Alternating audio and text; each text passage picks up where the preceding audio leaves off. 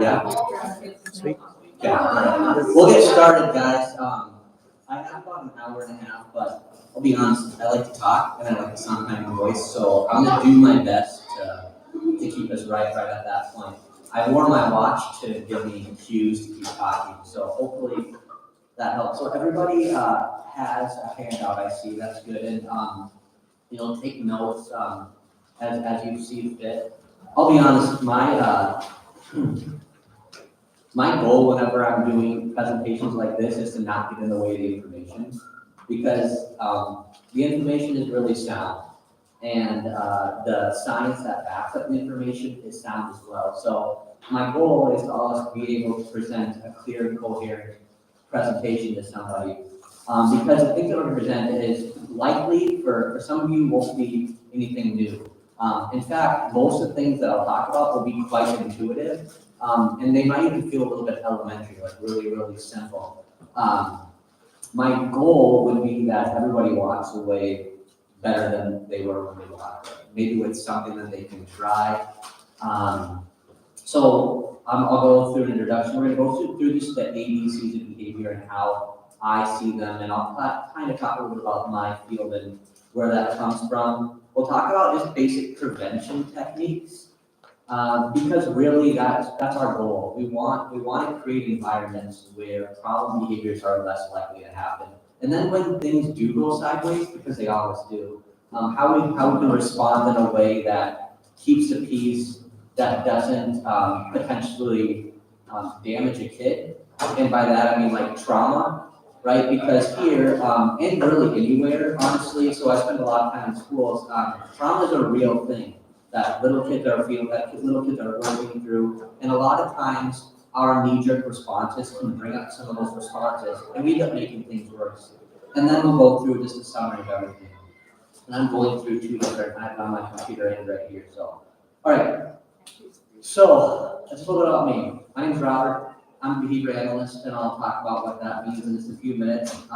My mom was a teacher, my older sister was a teacher, and I knew at a young age that that's what I wanted to be. I didn't want to be like a general education teacher. I really had a heart for kids in special education. That's what my mom did. She was a teacher for a long time out in Rapid City, and was in administration. And I knew that I wanted to do what she did because of her resiliency. So she worked with older kids who had some pretty significant disabilities, and she would come home pretty battered and bruised at times. And my dad would be pretty upset that my mom got hurt at work. And I was around a few times for a conversation between the two of them, and my mom would start to just try to justify or explain to my dad why she chose to go back. And those conversations, and hearing my mom's heart, that kind of made me know that that's truly what I want to do. So when I went to the University of South Dakota, because it's really the only university as far as I'm concerned, only talking from here. So when I went to the University of South Dakota, I wanted to get my generals out of the way as soon as I could, and I wanted to just get in and meet as many mentors as I could. And I met this gentleman, his name was Dr. Sweeney, and he was heading up the special education program down there.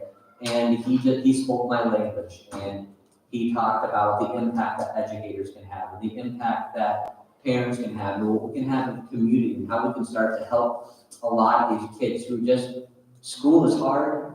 And I know there's going to be a lot of comparisons here. I know that we're not teachers in here, to an extent within a school. And I'll be honest, the time that I've spent here observing a lot of you have a lot of these soft skills that we'll go over today.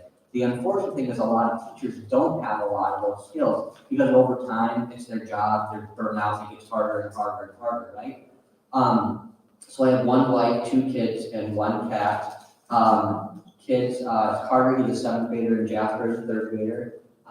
Carter is just like me, and he and I butt heads from time to time, and Jasper is just like my wife, and we just have the funniest and school relationship there. It's a super fun dynamic at our house. I have 9.5 years of secondary education. I hated school.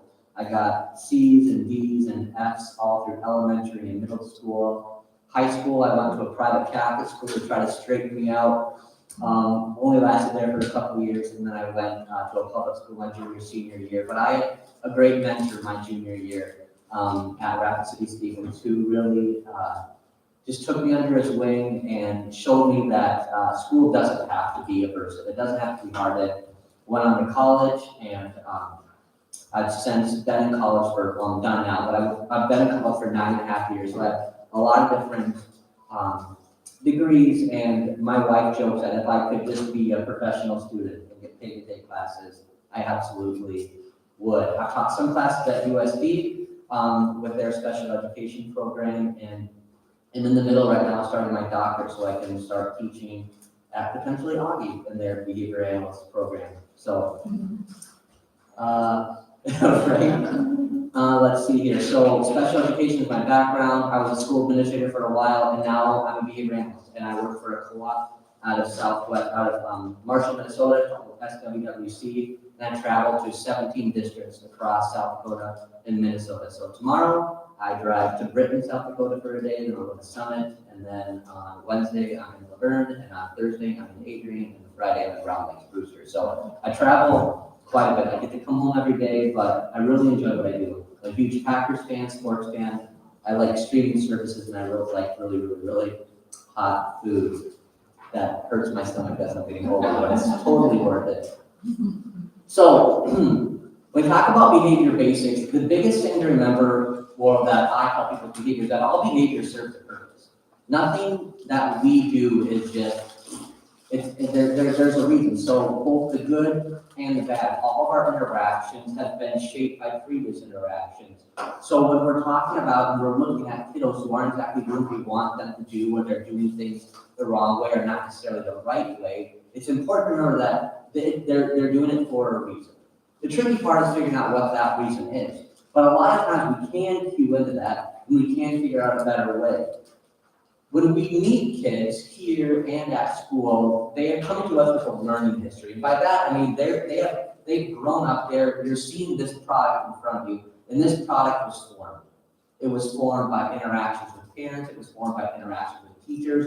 It was formed by interactions with friends. And what I mean by that is a lot of times these kiddos are having, they're coming to us and they're not really, they might not like school very much, right? They might have potentially gotten in trouble at school or things weren't really going well. And they come with that kind of baggage to us when we're meeting them on a Sunday or a Monday night, whatever we're doing, and even in school. And the older kids get, the more dense that learning history becomes. So for instance, if you have a kid who does not like school and does not like work, and when they're really young, they figure out a way to avoid work and to avoid school. Well, things don't just, very rarely do they magically get better. Quite the opposite happens. As they get older and older, their learning history becomes denser and denser, and it becomes difficult to try to change things. So it's really important with our time here and in schools that we're giving those kids the things that they need. And it's not just about an education, right? It's about making sure kids are feeling welcome, they're feeling safe, that these basic needs are being met. Because there are a lot of kids here and across our state in Minnesota whose basic needs aren't being met, right? Coming to school hungry, coming to school with no sleep, housing insecurity, food insecurity, all these pieces, they're coming here. And what kids find out soon is that school is one of the few places in their life they have control over. Okay, they can't control the fact that people are asking to do things, but a lot of kids figure out that they can do certain things within school to avoid it. And then for the first time in their life, they're exhibiting all this control. And it feels really good because they live in a controlless world. There are all these other things happening. And they finally figure out here, whether it's Sunday school or whatever it is, that I can run around, I can say, I can climb on chairs, I can do all things because there's really nothing anybody can do about it. And I feel really good about it. It's important to also know that behavior goes where reinforcement flows. And what I mean by that is that we are going to do things more when good things happen. And I'll talk about this, good things happening when good things happen. But when we want a kid to do something, we make a big point out of it, and something good is likely to happen. Maybe it's like high fives or hugs or words of affirmation or things like that. When kids start to figure out that when I do this, this leads to this, then they're likely to do that more. And the same goes for the opposite, right? So if kids are constantly doing something and they're getting away from things, then that means that they're being reinforced.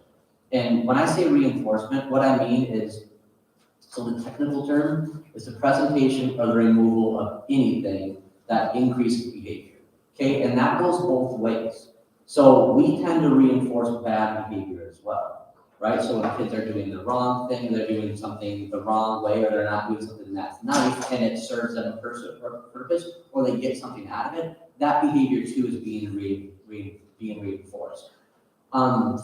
Avoiding acting responding like a parent. So what I mean by that, like a lot of you are parents in this classroom, and I tell teachers all the time, most of you are parents, but you're not. You have kids, but this is not your kid, right? And there, it's a big difference, because when as parents, like for instance with my son, I can have a coercive interaction. So like I can threaten him.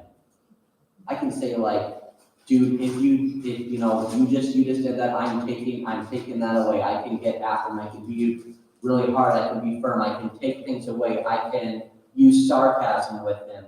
I can tell him if I can try to convince him to think a certain way. I can do all these things because I have this huge glossary of interactions with him, and the majority of them are not coercive. He knows that I love him. He knows that I care. But when we start to deal with other kids who aren't our kids, and we don't see them a lot, right? Maybe it's just on a couple Sundays a month, or even with teachers who are seeing them every day. When we start to have these coercive interactions with kids, and we don't build up this bank, we talk about like deposits and withdrawals, right? You want to put into a kid as much as you can.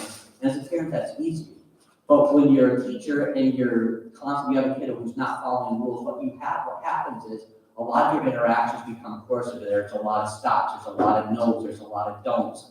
It becomes really aversive to a kid. And we end up taking out more than we end up putting in with the kid. So, and before I go on, just a quick note about what I do. So I subscribe to behavior analysis. So basically what that means is it's really aimed at understanding why behavior occurs and the role that the environment plays in it.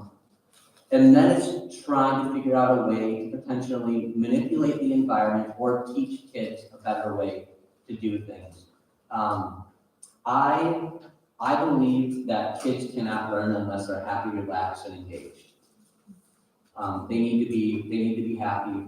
They can't feel pressured, and they need to be an active learner. They need to be an active learner. And when kids are really, really struggling, and they're in a moment of crisis, or things are going really well, and things are not going well, that is not the time to teach kids. That's the time to get kids ready to learn. Because when we have a kid who's in crisis or things aren't going well, and we're forcing them to do things, we want to talk to them, we want them to do things right, we want them to pick this up, what happens is all these defense modes start going on. So what my science really looks at is like, okay, this is happening, how can we start to respond instead of react? What can we do differently? I know that Johnny has a real problem with listening and paying attention and following the rules. So before Johnny walks into the classroom, I'm just going to talk to him about my expectations for the day. I'm going to tell him like, hey, when this happens, and it might not happen, but I want you to do this instead. So this science really looks at how can we manipulate these things, and what kind of effect can it have on behavior.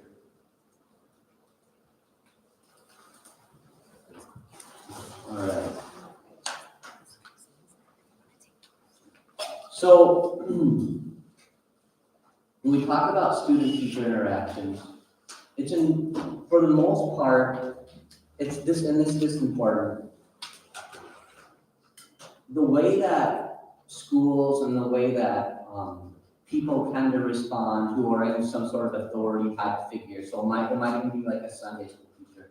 A lot of times we start to respond to a behavior, like I said, maybe like a parent, or maybe how we think the teacher should respond. We start to have maybe these harsh interactions with kids, where we might be raising our voice. And by the way, I'm not saying it's not okay to raise your voice, and we'll talk about having conversations with kids. But a lot of times with these kids that are struggling with us, and I've been in these rooms a lot, and I would say like 80% of the kids are rule followers, right? They really care about pleasing you, they want to do what's right, they want to listen, they want to follow directions, they want to complete all the activities. But you have this other group, maybe 20% is probably a bit high, right? But you have this other group who make it difficult. They make it difficult to teach, they make it difficult for other kids to learn. And a lot of times that leads to harsh interactions with kids. Well, I can guarantee you that those same harsh interactions are happening at school.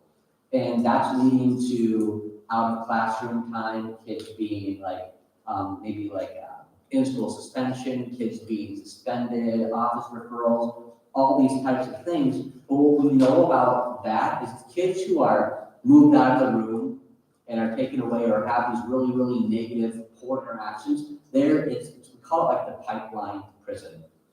That kids who are suspended, kids who are expelled, you're just speeding up that process with a lot of them, because a lot of those kids, it's a self-fulfilling prophecy.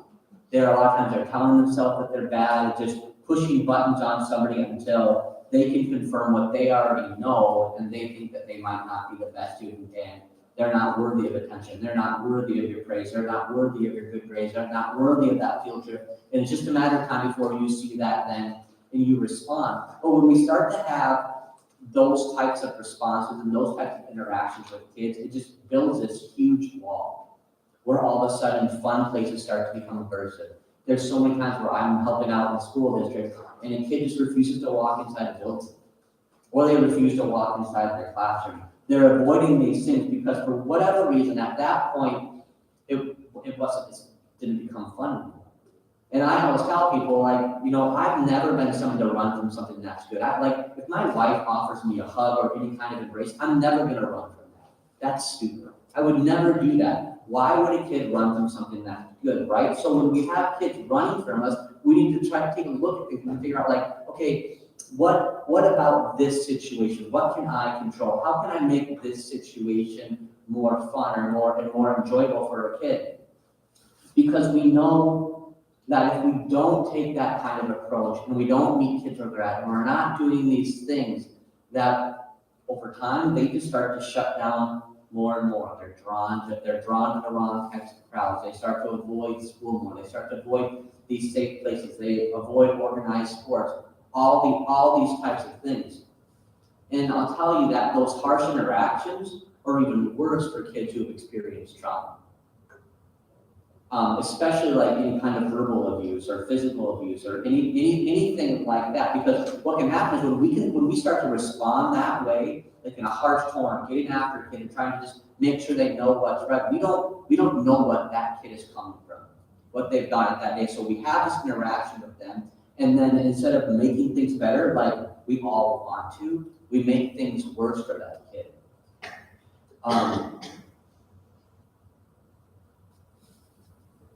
The last thing I want to say about harsh interactions, so a lot of times I'll say, I haven't seen it here, but in schools, and maybe it happens from time to time here, is when a kid is when a kid is not doing well, right? They're refusing to do things, we'll have them leave. Well, a lot of times, like that may be just what the kid wants, right? So we end up making things worse by making things better. And hear me say that I'm not saying we should force a kid to do something that they don't want to do at that moment, because that's not the time to do it. But finding a way to respond as opposed to react, right? All right, so we're gonna go through a bunch of preventative strategies. So these are all things, these are all skills and tools that you guys can do to try to increase the likelihood that you're going to have a better day when you're teaching, when you're interacting. And by the way, like a lot of these things are true for parents as well. So we're going to do a parent training. It's going to kind of look similar to this, but it's going to be about setting schedules and routines and clear expectations and how to hold your kids to that while not being a nag. And trying to continue to focus on relationships. So the preventive strategies that we'll go through, we're going to go through building relationships, predictable routines, attention gathering cues, reinforcement games, making sure that we're having clearly and positively stated expectations, and we have good proximity to our problems. So we'll go through all pieces of that right there. Again, all of these things start with you being a nice human. Okay? I was gonna say that like most people in here are nice, right? You're volunteering your time right here. But I've worked for bosses who aren't the nicest. My boss right now is amazing. She is incredibly reinforcing. She sends me emails all the time, telling me how great I am. She makes a point to talk about me in front of colleagues when we're at groups. She knows my love language. She makes me feel good about myself, and we have a really good relationship because of that. But she is a genuinely nice person. I know that she has other things going on in her life, but when it's her time to be with me, she's smiling, she's in a really relaxed body posture, she's asking me about my kids, she's doing these types of things. So all these preventive strategies start with you just being nice. And really, like a lot of these things in right there, not saying anybody in here is mean, but the focus on just being somebody that kids truly do want to be around. So we can disregard this slide because I sent this presentation out to some of my colleagues for some feedback. And one of them said, you left out one of the most important things. And they're right, which is building relationships. Because building relationships is pivotal to being successful. Kids are more likely to listen to you when they like you. It's as simple as that. And a lot of times, kids liking us has to do with them knowing that we like them, that we care about them. And some kids are easier to connect with than others. It's as simple as that. Because again, there's all these babies, there's all these pieces that kids are coming to us with. But just some general approaches, making yourself a source of a child's favorite things. So, whether that be like here, it might be high fives, or it might be like lots of attention, maybe some physical attention, like some pats on the back and pieces like that. But basically knowing that, like, when you do good, like, I notice it. I absolutely notice you, and I see you. It can be harder here too. So like when I talk about this with teachers, I say like, hey, like, if Jack really likes Cheetos, like, you should have Cheetos available. And just when he's doing good games, say something like, dude, like, you're killing it today, and I see you trying, and I know you're doing great. Like, I just want to make sure that and would you like the Cheeto? I know that's kind of your thing, but we want to be the gatekeepers of that, right? Because we want to be somewhat of a reinforcer, but the main rule for a reinforcer is nothing is a reinforcer if kids get it for free, right? So it gets harder when kids get older, when they start to have iPhones and or tablets or things like that, right? Because all of a sudden they have everything that they need right in front of us. When it's a younger kid, we can kind of start to control things more. We can control screen time more. We can control when they go out with their friends. We can control the content they watch. We can do all these things, but we want to connect ourselves with those things that they like. So a lot of times for me, it just means talking about things that kids like. And one of the easiest ways to do that is based on what kids are wearing, right? They're wearing a Mario shirt, we're talking about Mario. If they're wearing a Pokemon shirt, we're talking about Pokemon. If they're wearing like a really pretty dress, we're talking about like how beautiful that dress is and asking like how long they've had it. All these types of things. We're trying to make connections, right? And that's really what it's about. It's about making those connections. I think about when I first met my wife, and we were courting, like there was this beautiful, well, I think it was beautiful, this dance that was going back and forth that we're trying to get to know each other, and I'm asking her questions. I'm trying to be perceptive about the things that she's doing, the things that she's saying, and asking more questions. Kids want that, right? They want to feel connected. We want to connect with them. So again, like talking about their favorite things, figuring out like even simple things like I asked some of the kids around here, like, what are you doing this summer? You play any sports? And if it's baseball, yeah, I like great. Like, what position do you play? Just being able to talk about those types of things, but just being an open book and being willing just to get to know the kids. Because when we start to get to know them, they start to like us more. we can easily start to like them even more, right? And then they're more willing just to listen to us. They're more willing to meet our expectations because they want to make us happy, especially at like K through 5th grade. I really feel like those kids, especially like K through 3, like they genuinely want to be, like they want to please us. It gets harder when kids get older. They might say they care a little less, but I still think they do. But they do a much better job at hiding that. So another thing that we can be doing when we're building relationships is like as much as possible doing things with them. So if a kid is playing with Legos, go play Legos with them.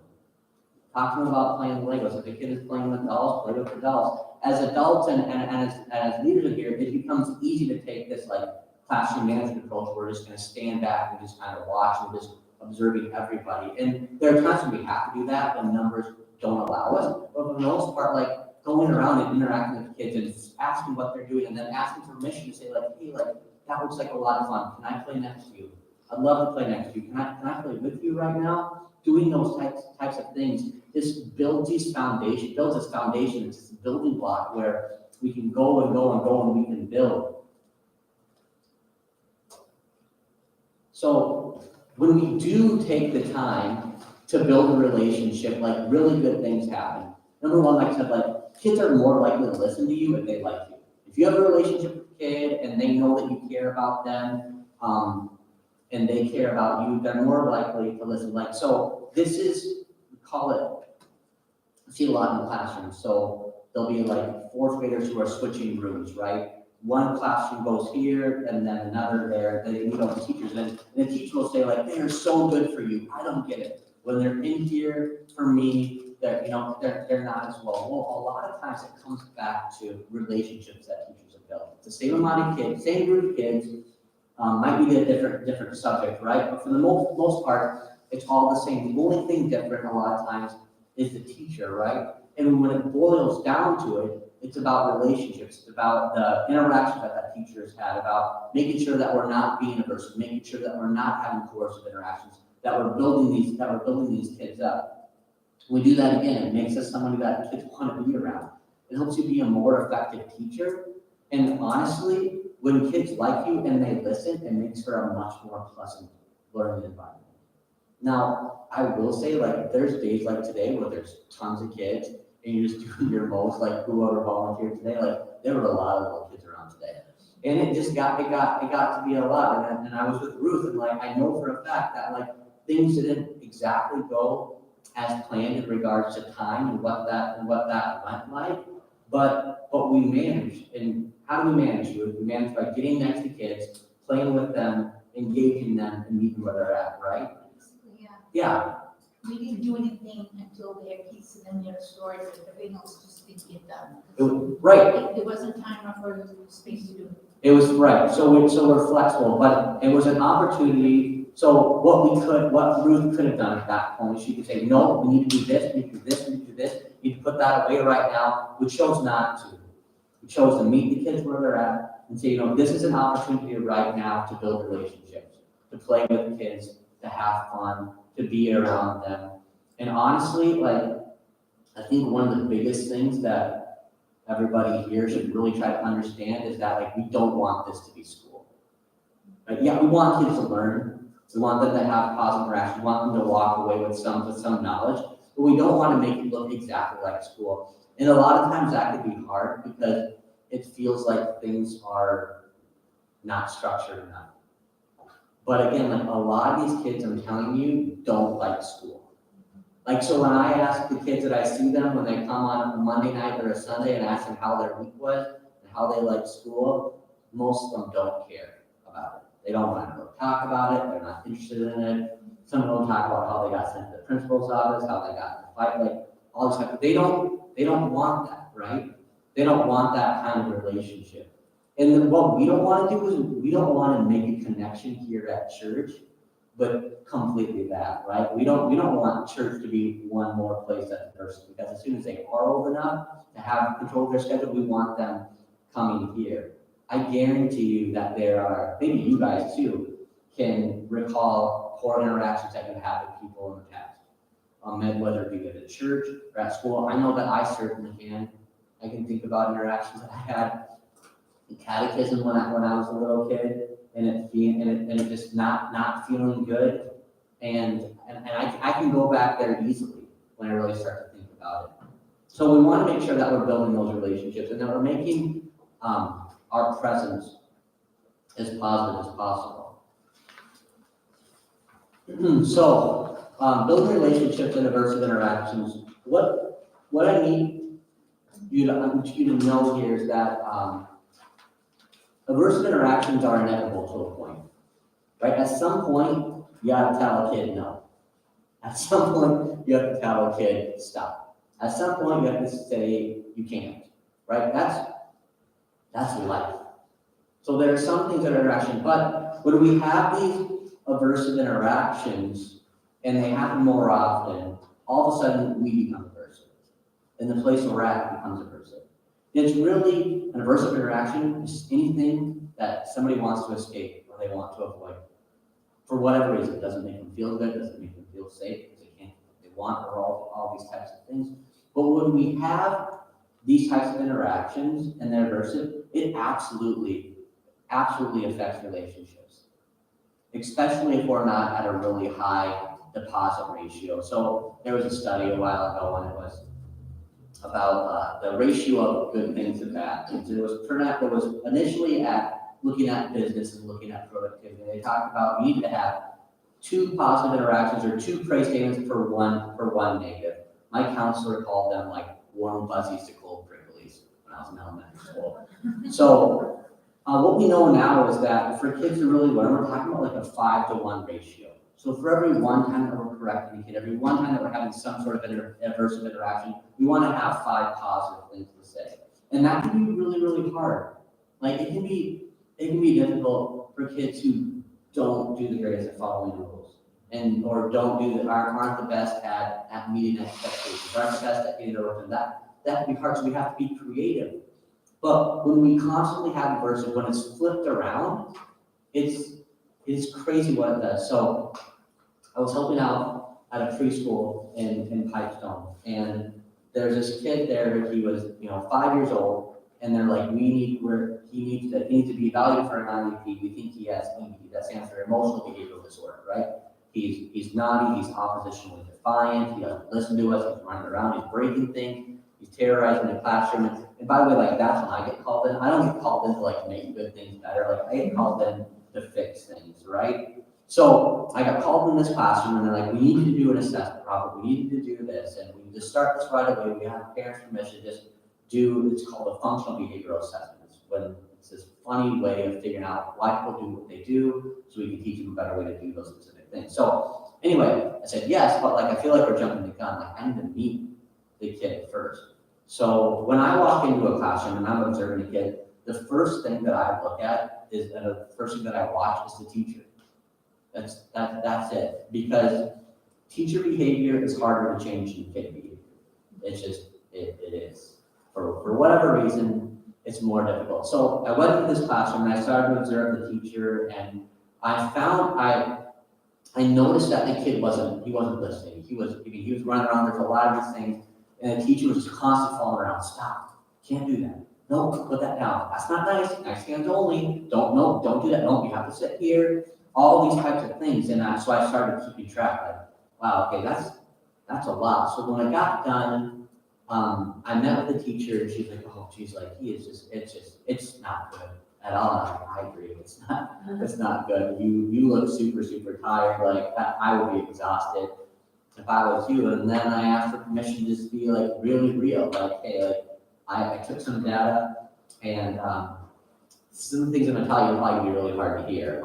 Are you in a state where you can hear that and you can get some feedback? And she was, but she wasn't.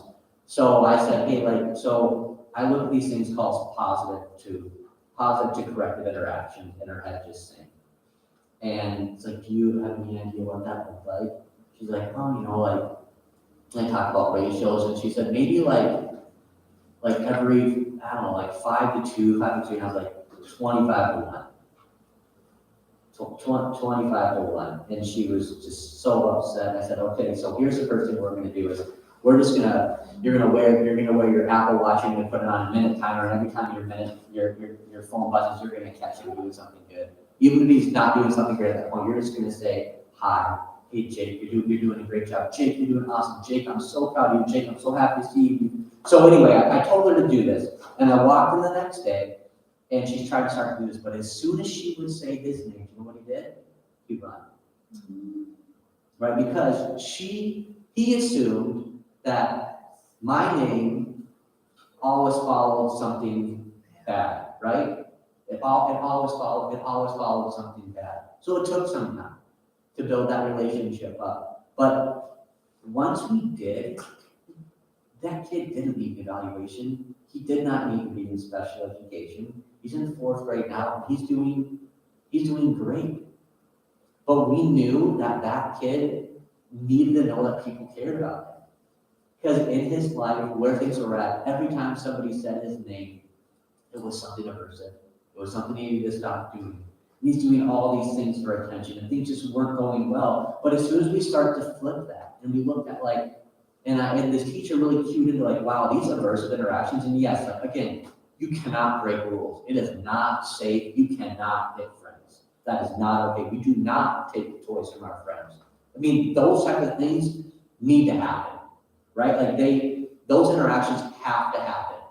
But when we're not pouring into a kid and we're always taking out, it makes a relationship impossible.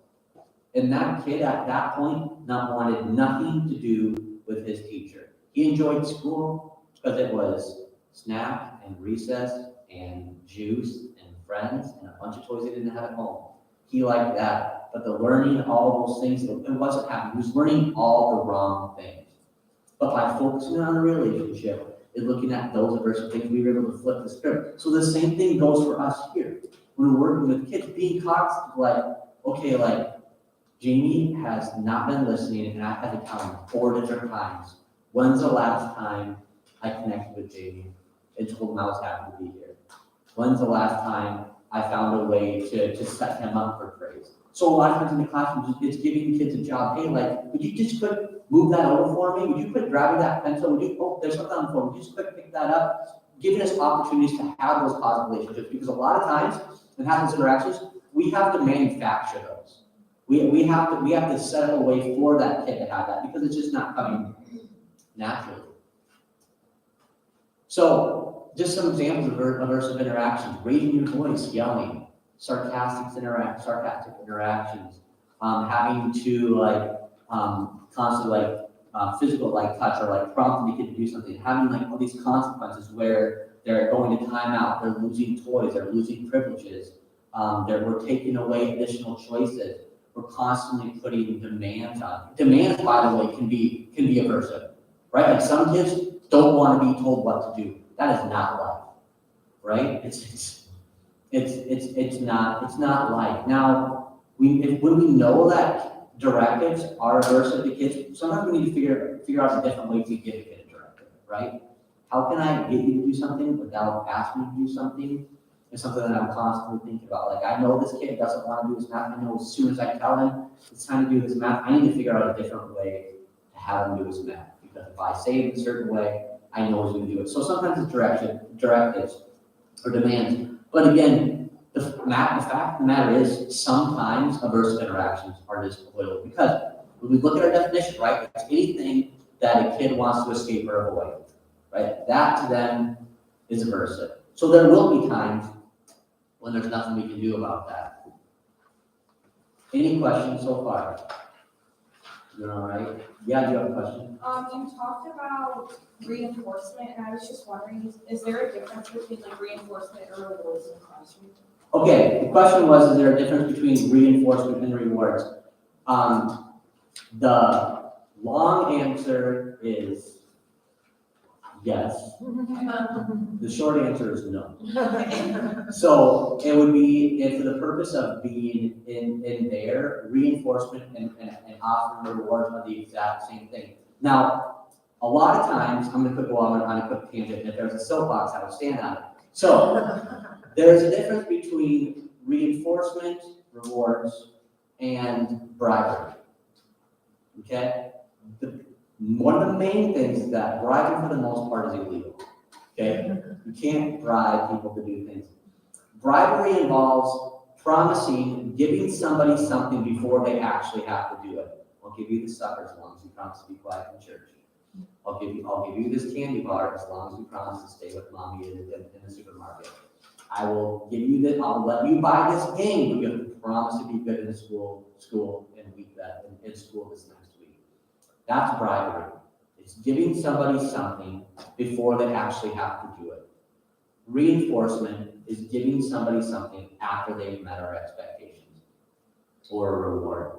Because, and now, why the long answer was no to that is because a lot of times if somebody does something and we give them a snicker, we give them a high five, we don't know if that's really reinforcement because it's only reinforcement if they start to do that thing more in the future, right? But what a lot of times rewards are there ways to say like, I see you and I want to make what you just did more valuable.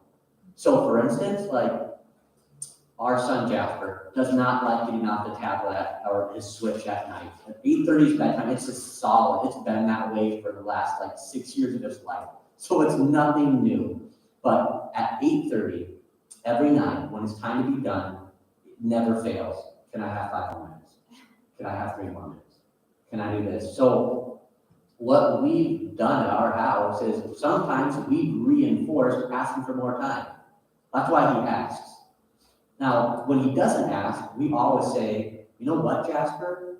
Like, because you didn't ask and because your day has been so well, you can have 10 more minutes at this point. So we want to make those, so what Jasper does next night, he doesn't ask. And you know what we do as parents? We don't give him more time. Right? So what we want to make certain things more worth it. And that's essentially what reinforcement and rewards are. We will talk about some of those preventive strategies that you can do. And that includes having a reinforcement system. And there are a lot of different ways to do it. It doesn't have to mean like you have to carry around like a bag of Skittles in your pocket or do anything like that. I mean, sometimes that works really, really well. I think about like Monday nights.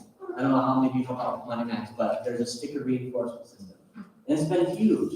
Like a lot of the kids like really, really, really care about earning a sticker. It matters to them. And the people that are working or walking around, like some of them, right?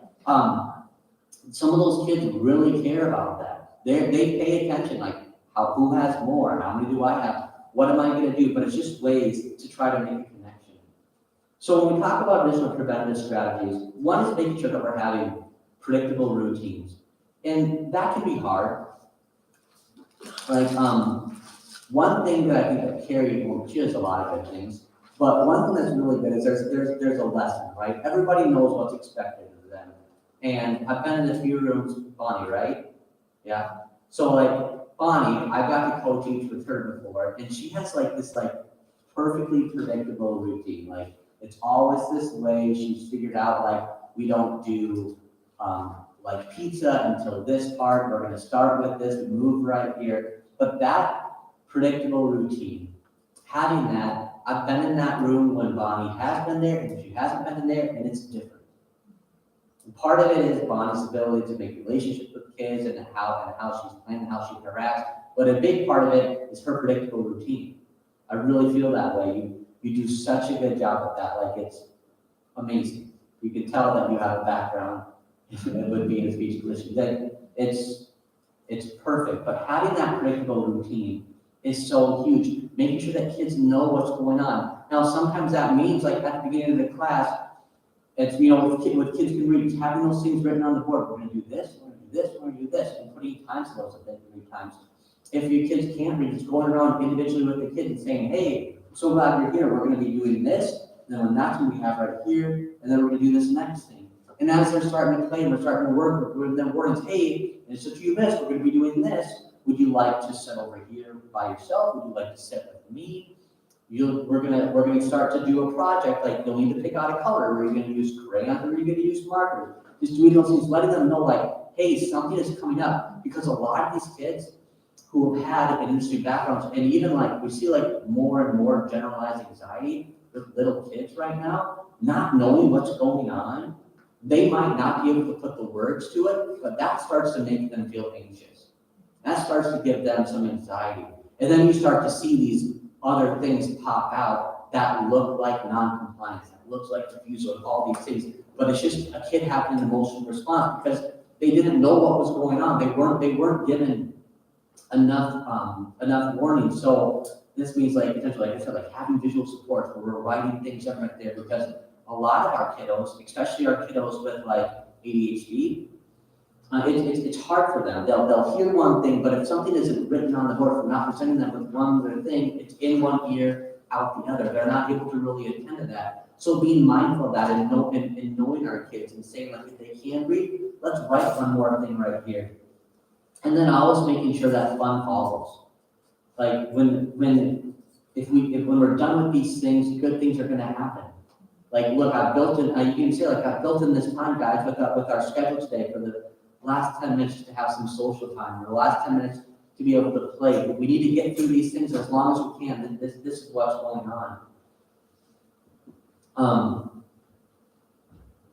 And the last thing I'll say is when we do increase predictability, what that does is that can have a huge decrease on a kid's motivation to escape and avoid.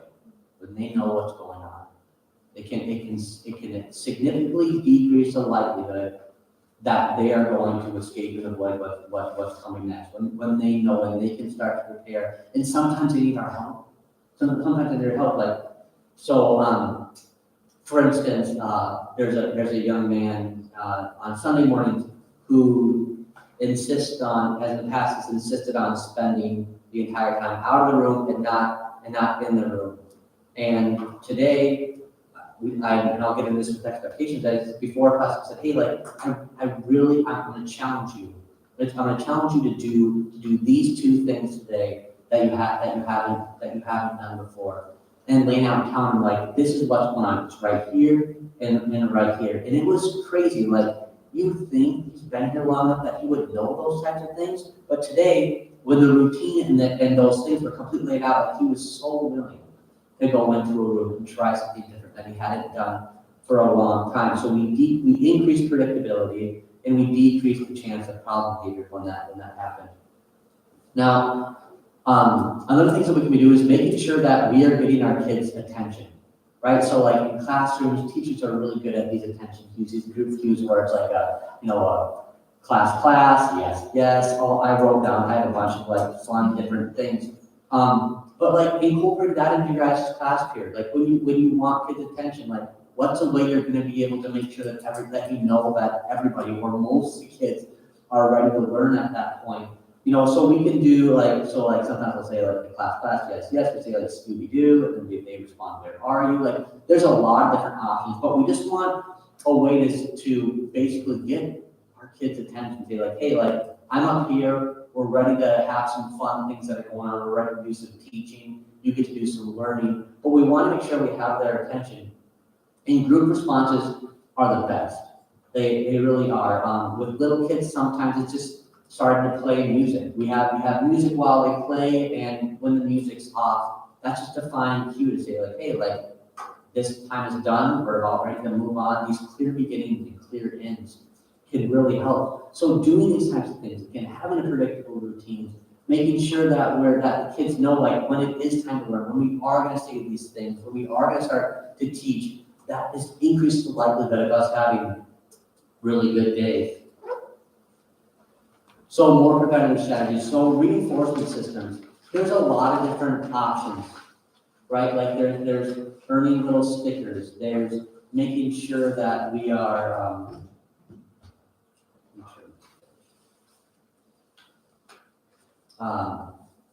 just basically what we want to make sure is that when kids know that like not only do we get through these things, but I see you. And again, it doesn't have to be like a sticker, it doesn't have to be a Cheeto, it doesn't have to be a bag of chips, it doesn't have to be a piece of candy. It can be. There's a little preschooler today who I was with who was like super busy.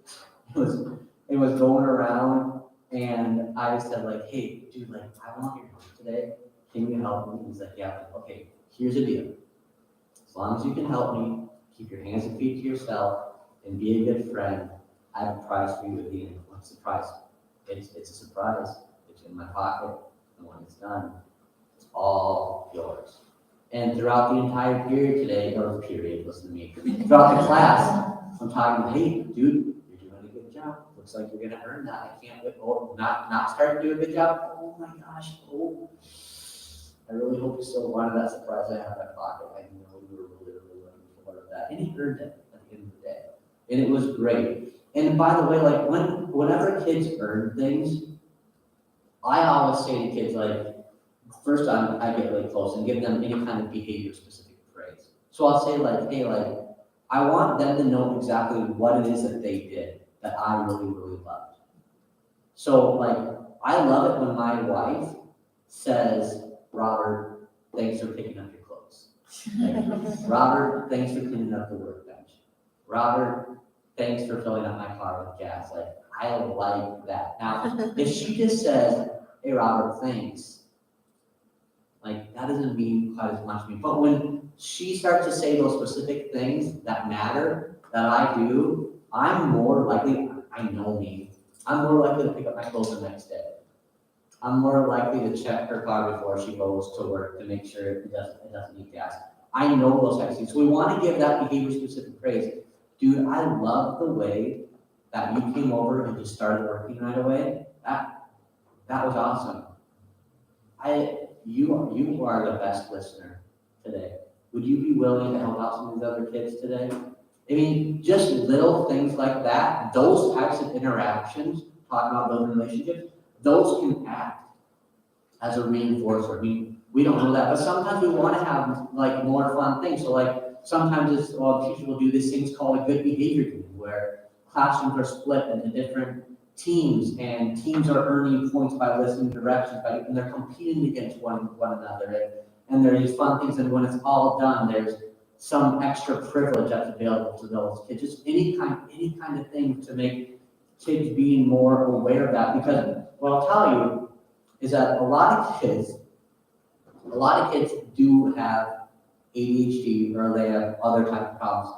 And what we know about kiddos like that is they really, really rely on external motivators. And what I mean by that is a bunch of those kids know the rules, they know them, and it's infuriating for parents and teachers. Dude, why did you just do that? Don't you know the rules? And you can pull them aside like, hey, what are the rules? I need to keep my hands and feet to myself, and to listen to teachers, and to follow directions. Then why aren't you? Right? Then why aren't you? So when we talk about ADHD, and I won't get into that too much, I always tell people, well, that's the difference is it's a performance disorder, not a knowledge disorder.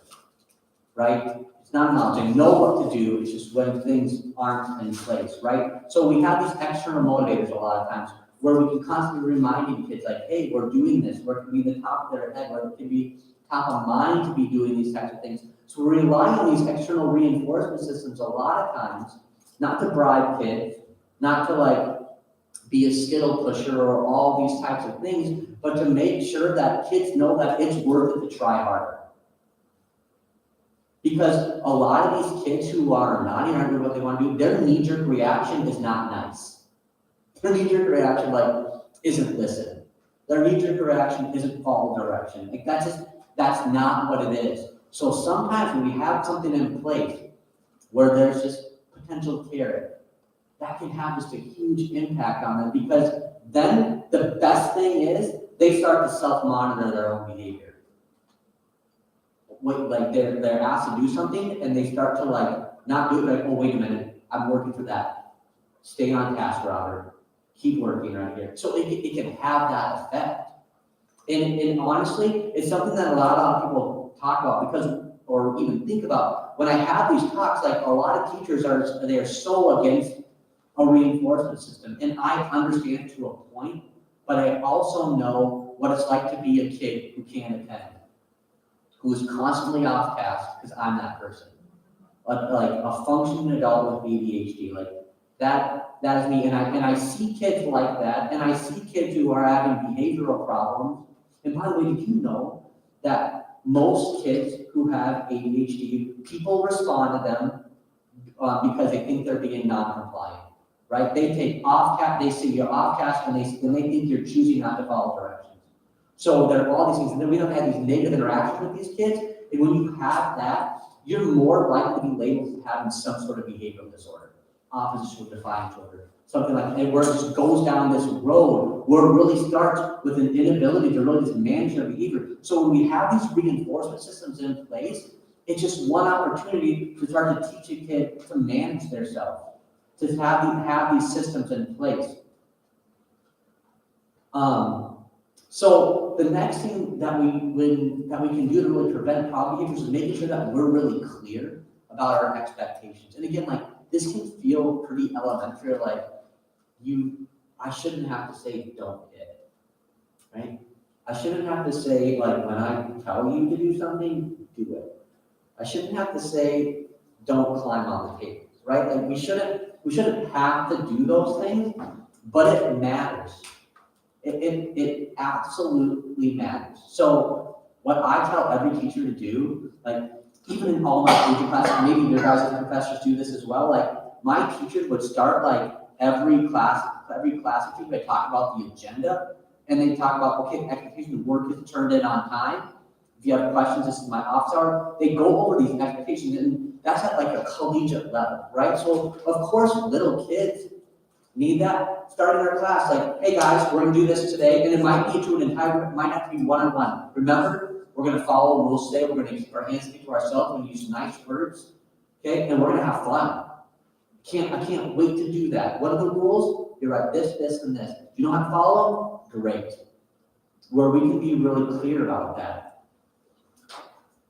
When we do those types of things, it really just sets kids up for success. Now, there might be kids that you're working with who are like those constant rule breakers, or the ones who are just constantly having problems, and they're just giving you a lot of times. What I tell people to do with those kids is have a one-on-one conversation with them before they walk in. Hey, Jack, I'm so glad you're here, by the way. Like, it's awesome to see you. I just want to quick talk about my expectations for today. Are you in a spot right now to listen to what I have to say? Yeah, okay. Well, hey, so I really want you to focus on just staying on task and getting our things done today. We're going to be doing this and this and this, and my expectations for you is that you're not yelling at friends, that you're not using any kind of profanity, and that you're present for today. Okay, I need you to know that that's what I expect of you today. And having that one-on-one time with kids, I'm telling you, it can make all the difference. Just making sure that they know those things. Another huge preventative strategy is being aware of our proximity. So I'm not going to have two kids who are troublemakers sit by each other. You're just asking for trouble, right? I'm going to make sure the kids that I know who need a lot of redirection, need a lot of help, I'm going to make sure that they're sitting as close to me where I'm going to do my teaching, where I'm going to spend most of my time. If I'm at a table, they're at that table. I'm going to be doing those things. So being mindful of that. Also knowing that, like, when we are teaching, when we are presenting, like, I'm not staying stationary. I'm walking around. I'm tapping a kid on the shoulder. I'm trying to find ways to make sure that they know that I know. Like, I think you're being sneaky, or they think they're being sneaky, but like parents and teachers, we see things differently. We do. We have borderline eyes in the back of our head. And a lot of times kids will think they're getting away with things. So even just our proximity, making sure we're walking around. But a huge thing is just being mindful of where you're setting those kids. And as you get to know them more, that becomes a lot easier.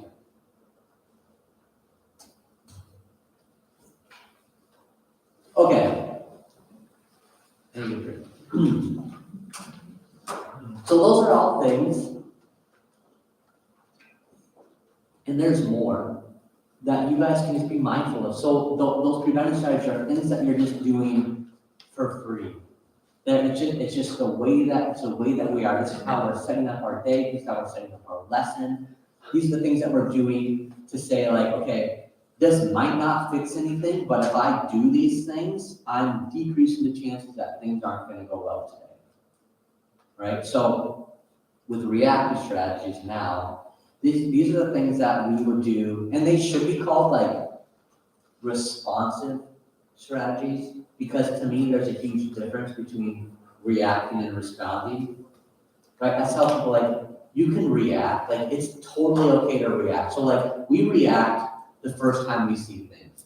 So like, the first time a teacher hears a kid use profanity, the first time a kid sees something flip over, the first time a kid tells a teacher, no, I'm not gonna listen to you. You can't listen to me. We will react to that because we weren't expecting it. It catches us off guard. And a lot of times our reaction isn't the most appropriate thing. But once that happens, we have the ability to start to respond. So if a kid is going to use profanity, and I know there's a likelihood that they will, I'm thinking about how I'm going to start to respond to that. What am I going to do differently?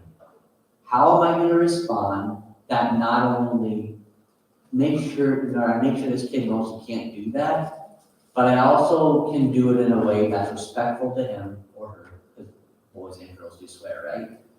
But I want to make sure that I'm responding appropriately. Because when we respond, that involves thought.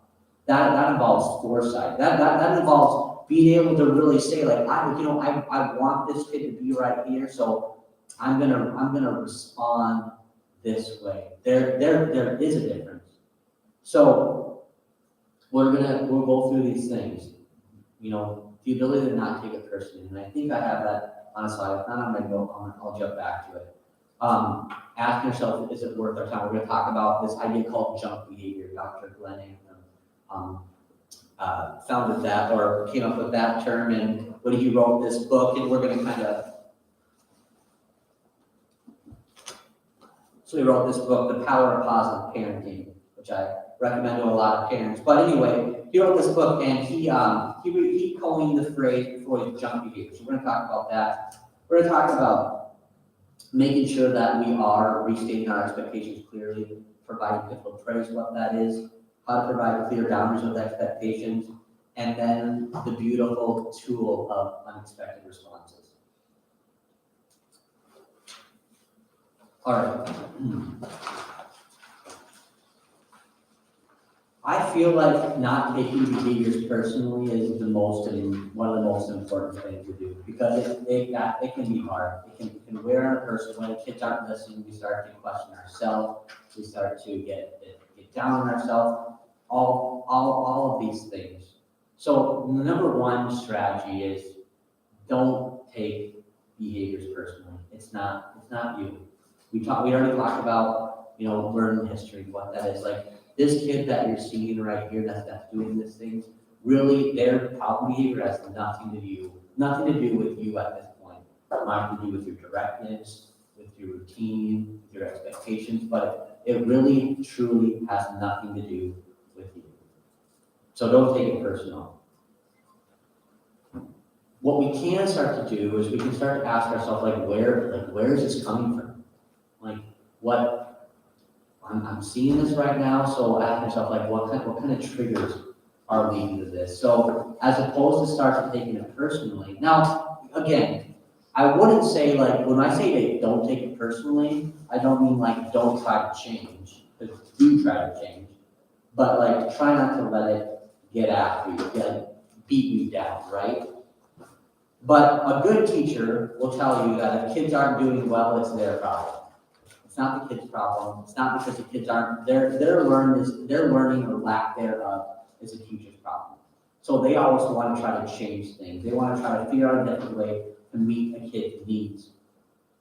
So when we're not taking it personally, we're doing our best to remain calm. And sometimes that's hard, right? But again, this is your opportunity to respond instead of react. It means walking away at times, right? A kid won't do what you want. It means taking out and having somebody else try to work through this with the kid. Because a lot of times it can be that simple. It's a quick change of scenery. It's a quick change of the person. And when it comes to our attention, if somebody doesn't want it, it's okay to walk away and give it to somebody else who does. It absolutely is. And I'll go back to a belief that kids aren't gonna learn when they're in crisis, when they're not relaxed, when they're not happy. There's not a lot good. The way I view things like that are, I view interaction with kids as learning opportunities. And something goes on, I ask a kid to do something and they don't respond the right way. I want that to be over as soon as possible so I can ask them to do something else.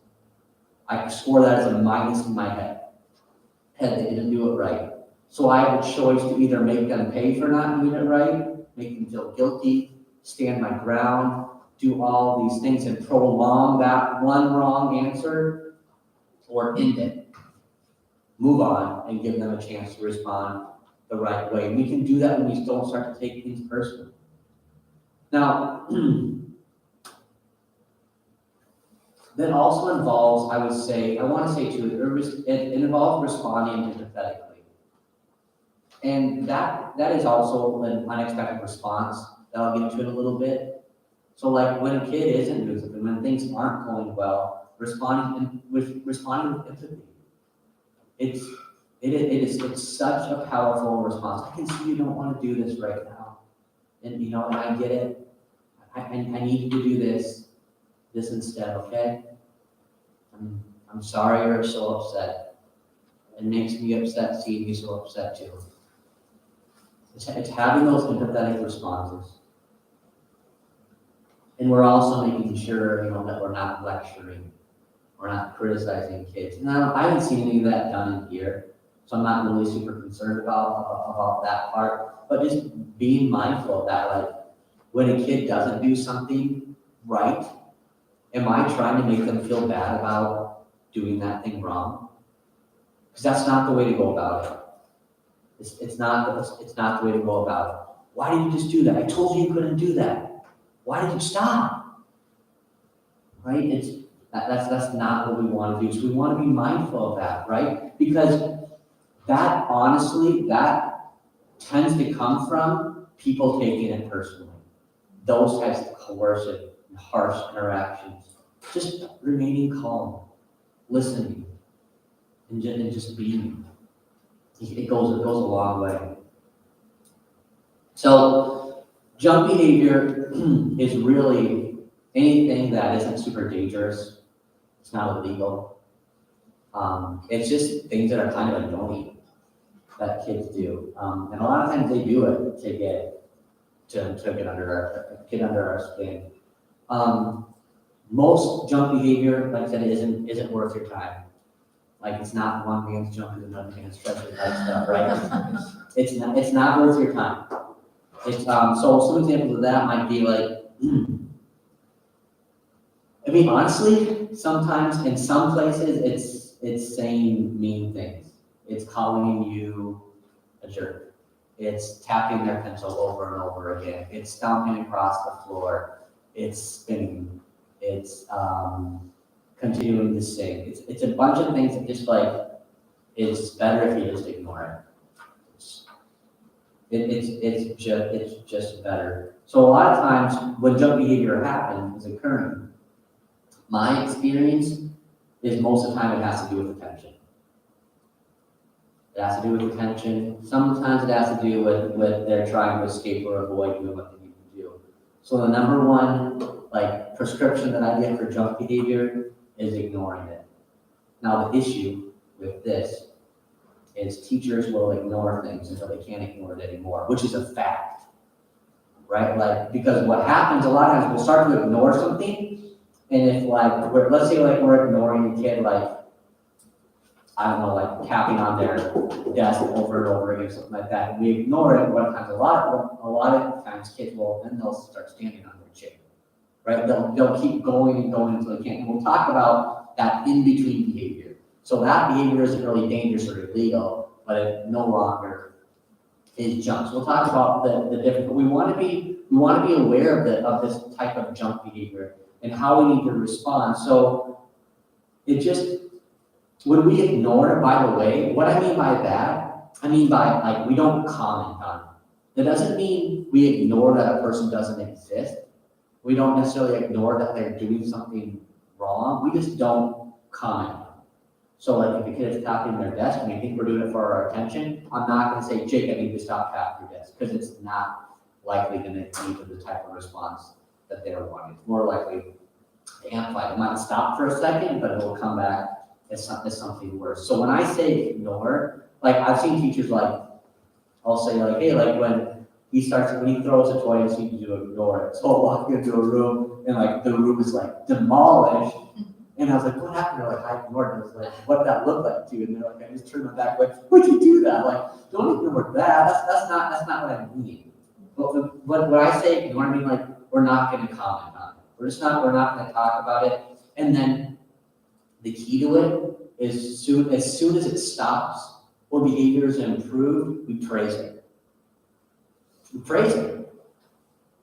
Dude, I'm sorry. Like, Jake, thanks, or Johnny, thanks, or Sally. I'm picking a lot of boys, right? But we want to make sure right away that like as soon as they stop what we're doing, if we're removing our attention, or we feel like we're doing this for attention, or they're doing it for escape, we're removing our attention. We're not commenting on it. But as soon as they are on task, it's going right to them, right at the point where we can communicate to them that, yeah, I see this. This is the right thing to do right now. Can I ask a question? You may ask a question. Okay, so if there is like something like that happening with drug behavior, like tapping something, you as a teacher are ignoring it, but it's disruptive to like a classmate or someone next to them, how would you suggest? Yeah, okay, that's a great question. So what I would do with something like that, I just want to make sure I don't have this ahead of me. Let me just go ahead. I'll answer that now. Okay. So what I would personally do at that point is I would go over and I would give some sort of physical cue. I would probably stand by them. The first thing I would do is I would stand by them to see if it stops. Because that, to me, that would be the best. And as soon as it stops, I'm going to give them a pat on the back. And like, or like walk away, so I can make eye contact with them and give them a thumbs up. And I'm walking away. I'm making sure that like, and a lot of times kids pick on this pretty fast. So I'm starting with that right there, right? That's the first thing I'm going to do. If me standing by them isn't working, I might tap them on the shoulder, put my hand on their shoulder at that point. So like the general rule, I tell teachers like we want to go like shoulder to elbow our touch points that we want with kids. We want to go like hands and wrists and things like that. We do just for the optics of it, right? So we say elbow shoulder for a cue. So if a kid is engaged in junk behavior, I'm ignoring, it's not stopping. I'm gonna respond with proximity. I'm gonna go stand by them. I'm gonna wait for it to stop. If it doesn't stop, I'm gonna give some sort of cue. If it keeps going on at that point, and I'm just getting ahead of myself, but that's okay. Then I'm gonna get close to them. I'm gonna restate an expectation. Okay, I'm gonna say what I want them to be doing, not what I don't want them to be doing. So I'm not gonna say, Jake, I need you to stop tapping your pencil, it's distracting your peers. Because like, he's not an idiot. He knows it's distracting his peers. Like, I don't need to say that. It's right, but I will say, Jake, I need you to X. Like whatever it is I need you to do. So I'm always responding with proximity first by not commenting. Then if I need to, I'm telling them exactly what I need to do at that point. So essentially, we are stopping the behavior at that point and determining like what else we need to do from there. Because again, like for me, the goal when problem behavior goal is going on, like I want to make sure my interaction doesn't make it worse. It's like a 50-50 ball in football, right? You don't want to throw those. It either has a chance of being caught or an interception. I don't want that. I want a catch or an incompletion is what I want. I don't want to respond to a kid with frustration or anger or coercion or any of these things. Like it might be coming out of a good place, but sometimes that interaction makes things worse. Within our goal, honestly, like our goal needs to be when kids aren't doing what they need to be doing to make that stop. And sometimes that means like adjusting things, potentially giving them something that they want, giving them something else to do at that point, and it'll feel like a loss to us in the moment. But what it does, again, is it sets us up with an opportunity to have a good interaction with them, to give them the chance to follow direction in a minute. So I always say that, yeah, if ignoring doesn't work and things start to escalate, respond with proximity, give a physical touch, and give, and a lot of time, give like a private feedback if you can. That's one thing I will never ever do is I will never call out a kid in front of their peers. Like that does so much damage. It's not good. It does damage for that kid, it does damage for your relationship with them. So if there's ever anything I need to say to a kid, I'm either pulling them out or I'm whispering in their ear. So I mean, their friends aren't dumb, like they know that he's getting talked to because he just did this. And a lot of times too, I won't even get to that because that's too much like a classroom. Does that answer your question? Okay, yeah, you're welcome. Okay, I'm gonna keep moving. I'm sorry, we're running out of time. Okay, this is my favorite. Unexpected responses. And I'm gonna tell you, like, this works, like, I can't remember what the line of name is, but like 90% of the time, 80% of the time to 100% of the time effect, something like that. But like, this works a lot. And what I'm gonna tell you is a lot of these kiddos that we're having in these classrooms who are engaging in problem behavior, they are experts at dealing with traditional authoritative responses. There's nothing that they have not heard. Because again, we're not taking this personally, and the things that we're seeing in our classrooms and in here, like, isn't anything new. For the most part, I mean, there are times where we see something popping up and we can like nip it in the bud. And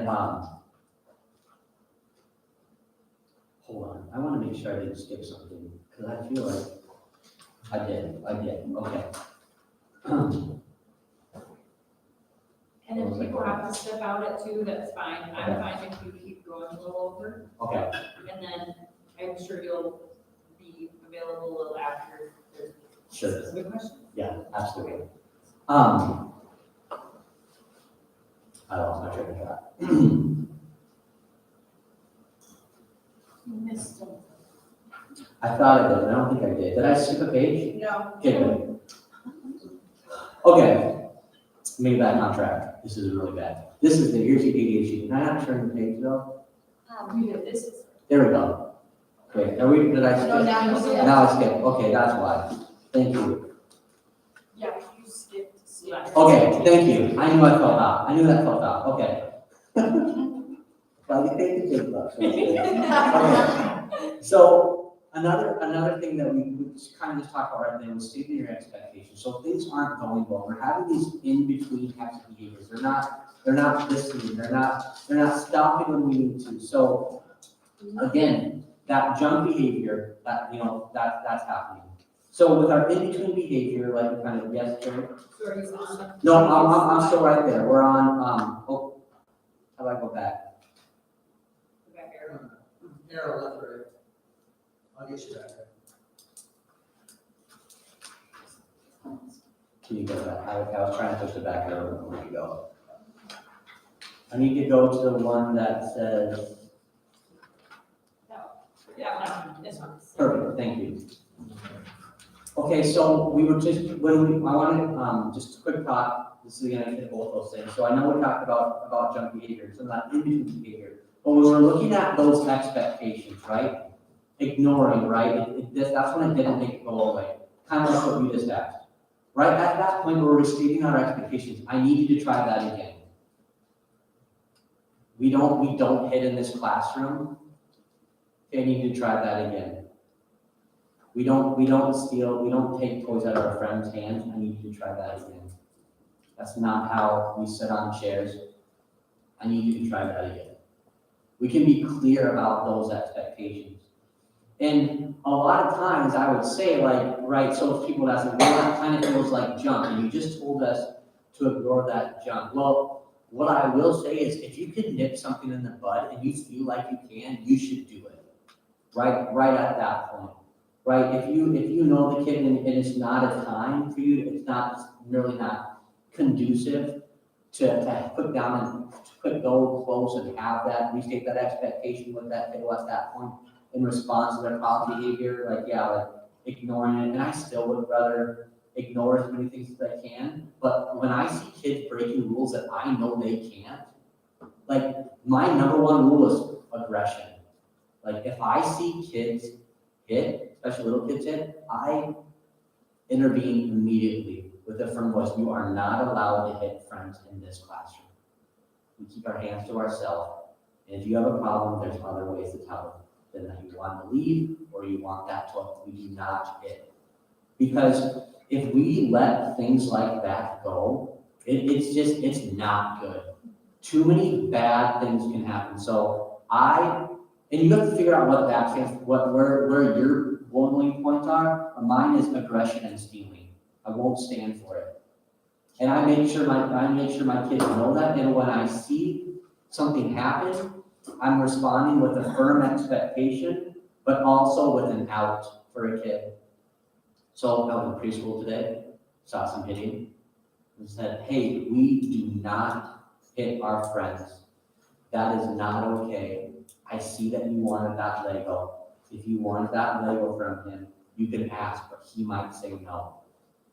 And then he asked, and then the kid said no. I said, that was a great job asking, and hopefully he'll change his mind in a minute. And then try to engage him with something else. But I needed him to know that I saw that, and that's not okay. And I would recommend you guys having that same type of philosophy with how we respond to aggression and how we respond to stealing types of things, because it's just, those things escalate into such bad things. They morph into such bad things that are so hard to change as kids get older. And just one more person showing them the right way to handle it is huge.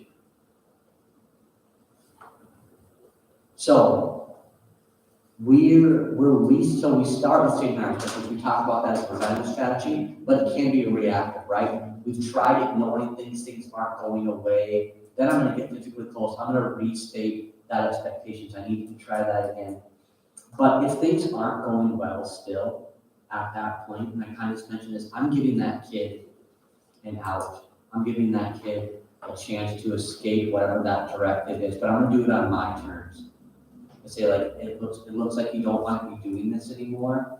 That's fine. Would you rather do this or would you rather do this at that point? Listen, we can't stand on desks like that, but but you can do this or you can do that.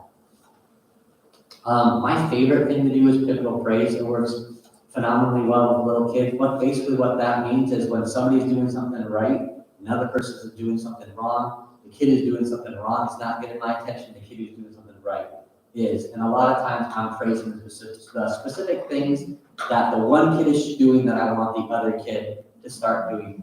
Now the trick, the pivotal praise is you always have to pivot back. Most people just stop. Most people will say like, I really love, and by the way, like you have to be sincere because kids can like read through that. So like I worked with a colleague and she's like, oh, I so love, and I was like, oh, that is so much, that is just junk right there. I don't buy that, that doesn't work for me. So we have to be like sincere, like legitimately like, we should be happy that somebody else is doing something right. So giving that other kid like genuine praise, even like, and ideally, the praise, the attention, whatever it is that you're giving that kid should be something that the other kid that's not listening really, really wants. That's going to cue them in. And as soon as they're cued in, and they stop doing whatever that is, go over and give that kid that same thing. Because that's how we pivot. If we just like go on like normal, once that kid is on, we're like, it's kind of like we're knocking on wood at that point, hoping it doesn't go bad again. That doesn't have a chance of making things better for that kid in the future. Because what we want to do, right? We're not just worried about the now, we're worried about the then. We're not just worried about like that, being a preschooler, we're worried about kindergarten, we're worried about first grade, second grade, right? We're worried about all those things. So we want to make sure that our interactions with these kids, the way that we're teaching them, our expectations, how we're stating them, is about like making a kid better. Like giving them something positive in their learning history. And when we don't go back and we don't catch kids doing the right thing, when we remove their attention, because by the way, like, I'm like super dramatic about it when I'm teaching in class and I see a kid doing something, like, I'll like walk over them when they're doing that, and I'll like flip my back and like walk away and then go right over to somebody who's sitting as close to them as possible and start to give that kid, you know, any kind of positive praise. And as soon as they are, I'm like borderline sprinting. Once they're back on task, I'm like borderline sprinting back and like catching them right away and letting them know, like, I know it's huge. Thank you. And then I'm giving them something to do right there to stay on task because I want to keep that momentum going. All right, this is my favorite stuff. I know some people have to go, so I apologize. So again, like I said, like, a lot of these kids are just like absolute professionals. They've heard so many aversive comments from teachers or being told with like some sort of authoritative response and things. They will always win at this game of how to respond. And if we continue to do what we've always done, or like they've always done by teachers, like you'll and we and they will continue to get what we've always got, which is not a lot of good. So unexpected responses works because kids, especially the kids who've experienced trauma or had some sort of traumatized response, they're seeking to get some sort of like negative interaction from us when they do something wrong. They're expecting something. Stop doing that, Johnny. Get down. You can't do that. No, we're not allowed to do that. I'm going to send you out of the room. I'm going to call your parents if you're not doing those types of things. They're expecting that, and they already know how they're going to respond to those types of things. So when we have an unexpected response, what it does is it helps create a different emotion for a kid. We change the environment. And an unexpected response, by the way, is anything that's neutral or positive that can provide a youth with a certain or immediate unmet need, right? So a lot of times these responses that the kids are having are just like, they make no sense. Like it doesn't add up. Like, I just asked you to sit down. Like, why are you climbing the table? That doesn't add up. Why would you do that? So kids are doing these things like that, and they're expecting some sort of adult authoritative response. They're expecting that, but when we can give them an unexpected response, things will be different. So there's different kinds. There's a paradoxical response. That's paradoxical. So we're talking about something that's like so obscure and so weird and like so off the wall. It doesn't make sense, right? Like kid just calls you a pain. You're right. I am such a pain. Just go ahead and take a seat.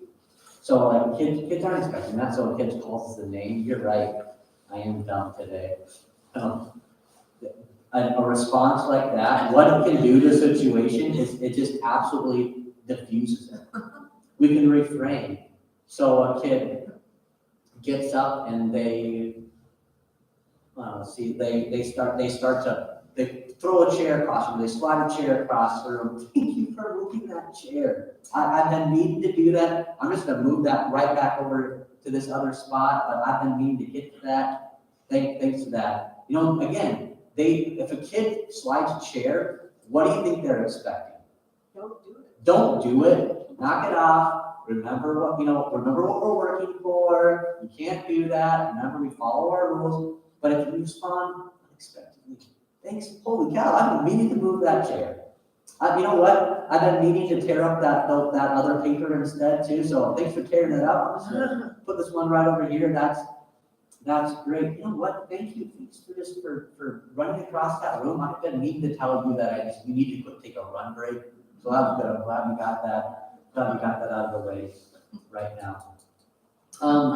Sometimes when we see things happen and kids are crying, so we're responding empathetically, like, you know, I can see you right now. You know what happened to make you so upset this morning? That doesn't seem like you right now. Is something wrong? A kid's coming in, they're really mad, right? We can see it.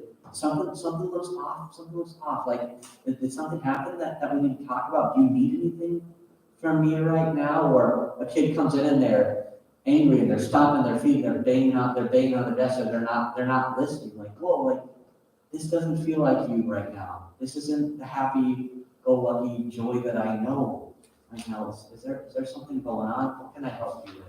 Like, they're not expecting that. So again, we're looking at any of those kind of unexpected responses. There's distraction. Oops. Oh shoot, go back one. Second favorite period. There's distraction. I like this a lot. Like a kid isn't doing what I want them to do, I'm gonna just change the subject. I'll say like, I'm gonna be like, did anybody see my car keys? I lost my, and the kids are like, what? Like, no, like, why would I know where your car keys are, Robert? Or I'll say like, hey, I'm so sick of this spring/winter right now. I can't wait for summer. I'll do anything to try to like, so a kid is, they're arguing with me, they're not doing what they need to do, they're not listening. I'll just quick change the subject. I'll try to quick, redirect them, make them think about something else, because a lot of times these kids get so stuck on being mad, and they get so stuck on being right or you being wrong, that like once we can just get them, once we can flip it.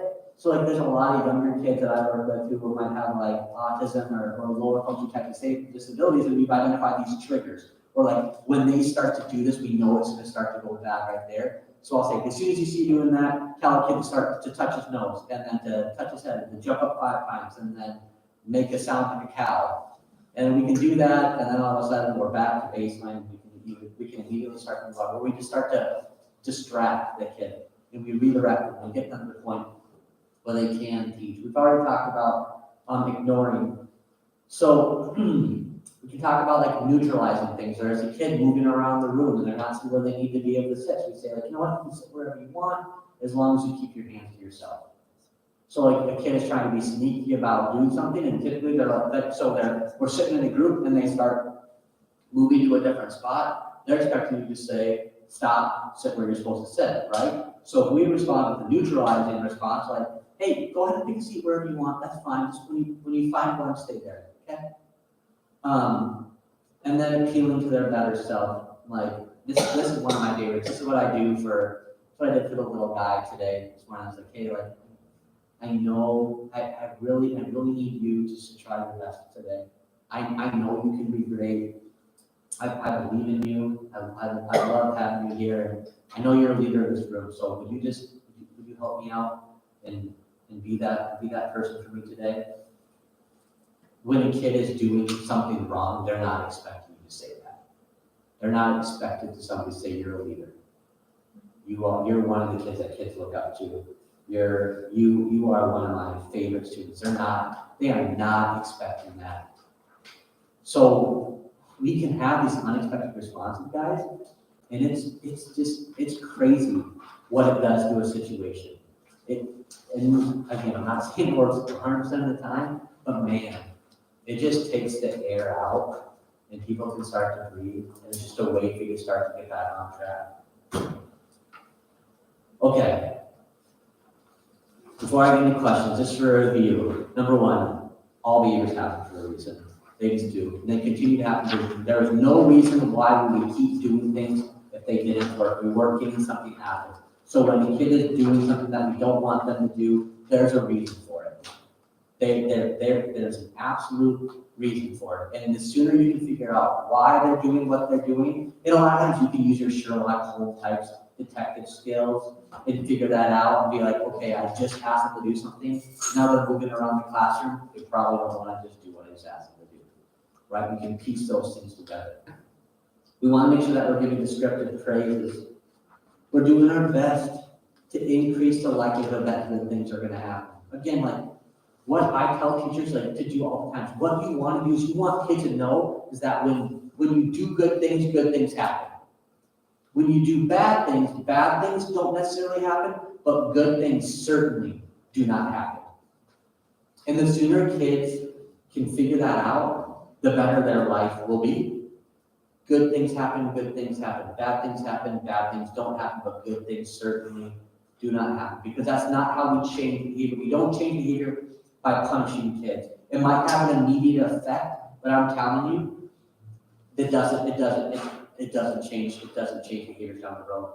It doesn't. It's not, there are so many, it's so frustrating. There are so many teachers who want to know how to make a kid stop doing something. That's not what our goal should be. Our goal should be to figure out how to make kids do things a better way or the right way. And we do that by teaching them, by reinforcing the right way. We don't do that by making them feel bad, by taking these things away. Like, as a parent, you can do those things. Parent, disregard that part. You are allowed to do those things sometimes, not all the times, but sometimes. But in our role here, you can't go heavy on punishment. It won't work. Now, there will be times where kids are so disruptive and it's so destructive where there's no choice but to remove a kid. Because at that point, nothing good can happen. Nothing good, right? They're not happy. They're not relaxed. They certainly are not engaged. You're not teaching a kid a lesson by making them stay in there at that point. In fact, you're making learning impossible for everybody else. So there are times when kids do need to go and they do need a reset. But there's a difference between giving a kid a chance to reset and punishing a kid and making them feel guilty for whatever it is or bad about whatever they want. Because we don't know what is underneath the skin. We don't know the other things that have happened. We don't know what happened that morning. We don't know what happened the night before. We don't know those types of things. So I tell teachers, like, if teachers have a reinforcement system where they have like red, yellow, or green, yellow, and red, or whatever it is, it said that if the point of your red is to teach a kid a lesson, you're wrong. Don't do that.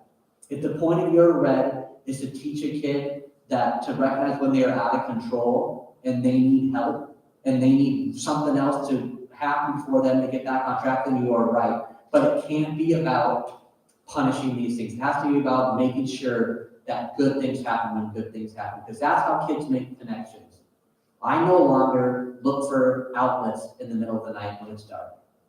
Okay? Stuck my finger in it one time.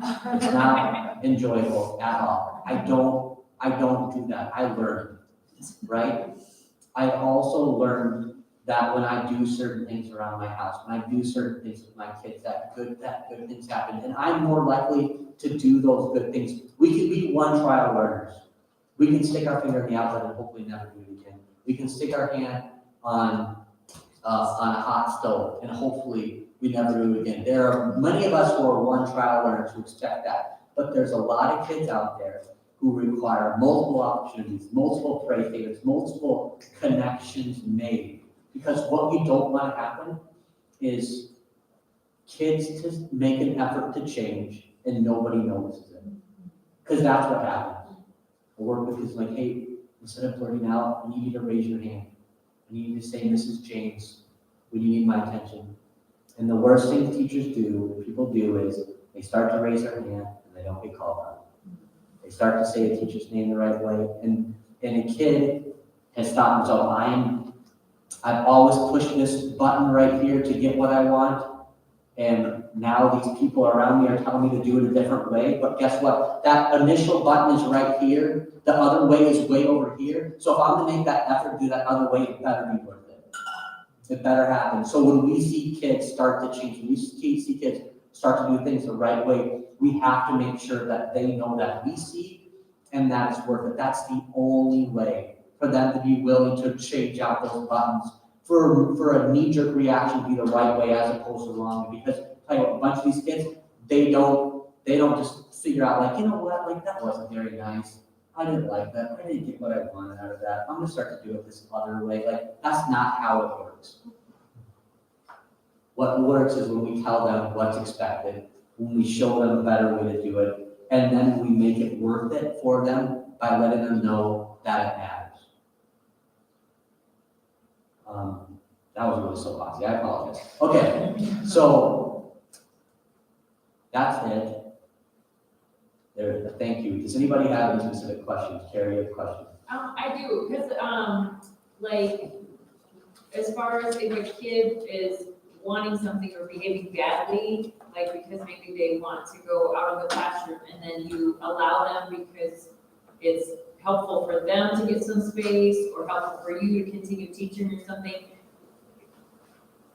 Teachers have asked, how is that going to be reinforcing, because you're rewarding bad behavior. To an extent, yeah. So, okay, a kid in this situation, a kid wants, so the question was, I don't know if that picked up on the video. So a kid is engaged in behavior in the classroom, they clearly want to leave, they want to go out. If we let them leave and let them go out, are we making things worse? Is that right? Their behavior. Okay, potentially, yes, but are we reinforcing that behavior? Absolutely. We don't know unless we do it and then it starts happening more, then we absolutely were reinforcing it. What I would rather do is I would set up their expectations, say, okay, you know what, I know you want to leave, we have this and we have this, and then you can. Making their escape or their ability to leave contingent or dependent on something that they need to do to be able to do things the right way. Now, like, again, there are gonna be kids where it gets to the point where they're so disruptive where they have to be pulled out of the room. But again, at that point, I would be doing whatever I could do to get them calm and then to get them back in as soon as possible. And a lot of times, like, again, I'm gonna go back to having a reinforcement. If you have something in it for them that they can be working for, that makes it worth their effort to do things that they don't want to do, like, that may be it. Hey, I know you don't want to be in there, but like, listen, like, I'm willing to do this for you if you can make it happen. So let's take a few minutes. Things weren't going well when we go in there, and you need to find a spot and sit down, and I can come sit with you if you'd like it. I'm being super clear about those expectations, but I also acknowledge that, like, there are times when a kid needs to leave. But yes, you always run the risk of reinforcing problem behavior, right? A kid is doing something to escape, you let them escape, you always do that. But again, I would say, like, at what point is it worth it?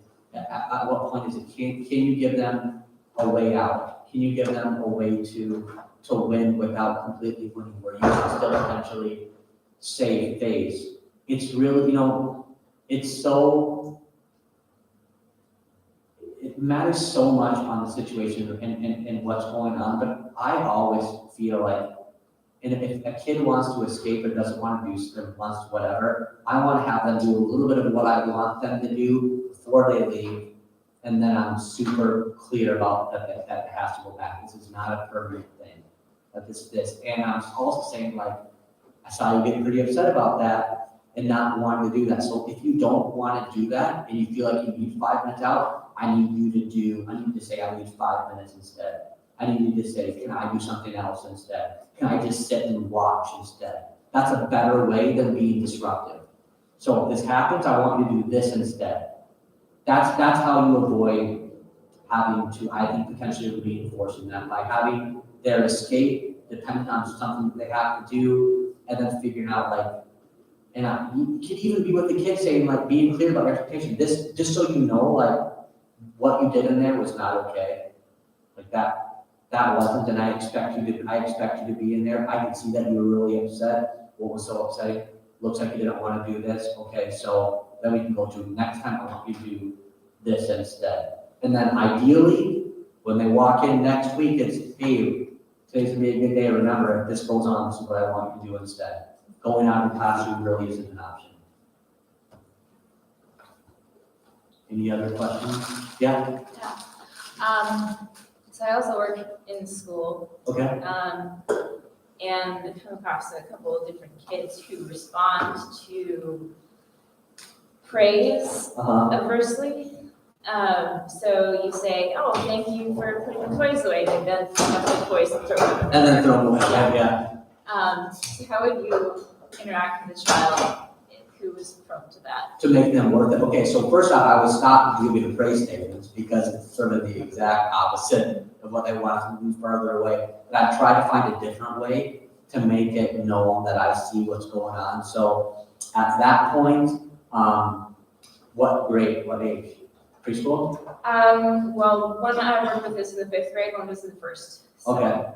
Okay, so the 5th grader with those things, as soon as you said, or with whatever, by the way, like, this happens a lot. Yeah. So one time, as a principal, I praised the staff in front of everybody else. She quit the next day because she was so embarrassed. Right? So I gave somebody something that I thought they would like, that they would enjoy, and it had the complete opposite. So things like that, happened. So what I started to do with the people that I supervised at that point was I would do reinforcement surveys. Tell them, and you can do this with kids. When you do something right and you do something that I think is great, how do you want me to tell you that? How do you want me to show you that I know this? And then sometimes it's developing like a reinforcement system for a kid or something like that, for giving their input. Like, and I'd even say with a kid like that, I notice that when you do good things, and I say it, is that if you respond, poorly.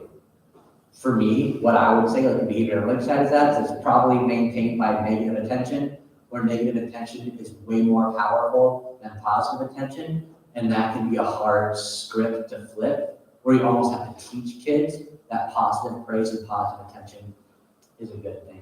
But I would start with just asking their input, like how do you, especially in a classroom, I'm asking kids. So a lot of my teachers that I work with, I have them fill out a reinforcement survey with the kids at the beginning of the year. They passed out, favorite color, favorite sport, siblings, what do you like to do, favorite place to eat, favorite movie, favorite TV show, favorite video game, things like that. So I can incorporate those types of things into how I'm praising them and reinforcing them. How do you like to be? Do you like notes? Do you like, and when I say in front of the class how great you're doing, do you like it when I tell you personally? Like things like that. It's because the last thing we want to do, right, is try to praise something and it's like, whoa, that can be super perplexing and confusing. But I would say a lot of times kids like that are coming from some sort of like trauma type response, or there's something else that went on at some point that cued them and like, wait a minute, no, I'm supposed to be bad.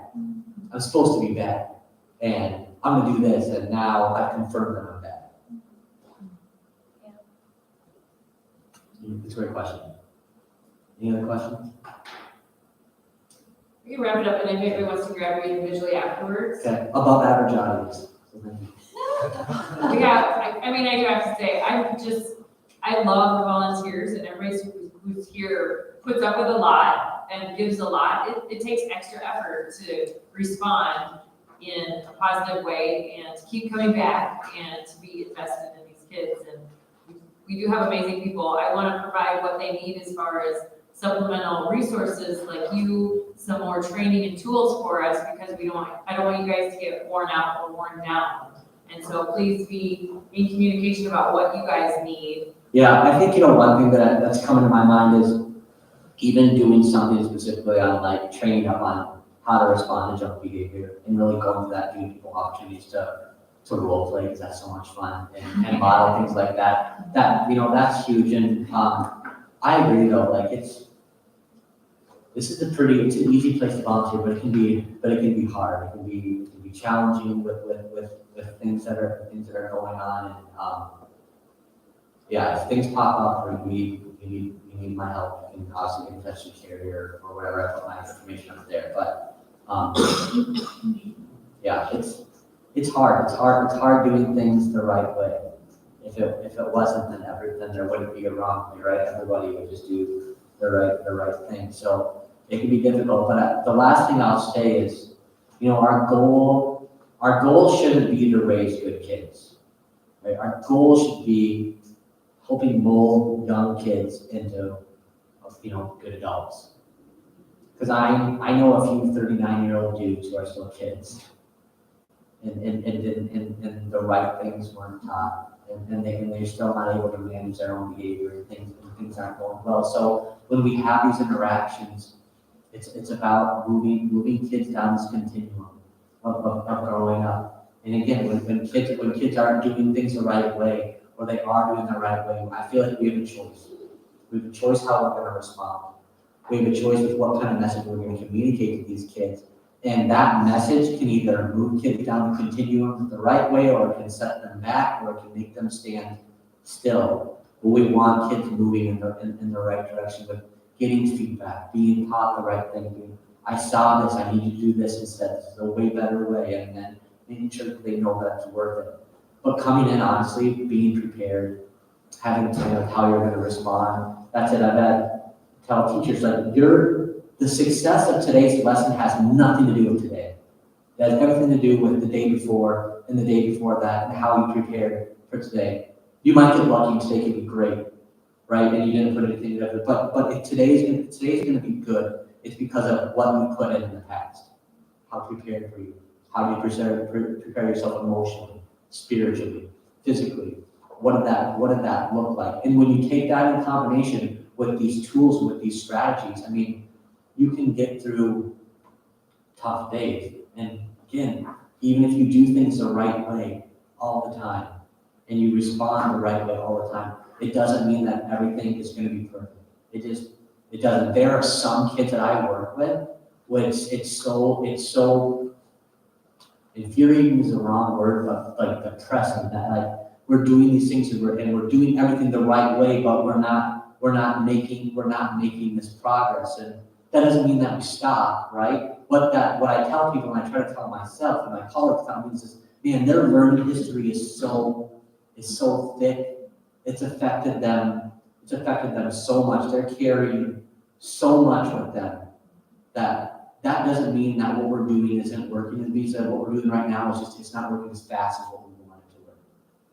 But when we revert from doing things the right way, when we start to coerce these kids, when we start to punish these kids, and we don't take the time to teach them and then let them know that we know and that we see them, then it's counterproductive.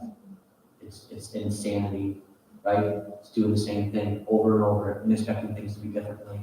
And you guys had the opportunity that work in Sunday school and Monday nights and things like that. You have the opportunity to be like a kid's first positive interaction with the teacher. That like, I'm not gonna get upset when you break the rules. I will never get mad at you. Do I like the fact that you break the rules? Absolutely not, right? Like hate the sin, love the sinner type thing. I do not like that, but that doesn't change the way that I feel about you.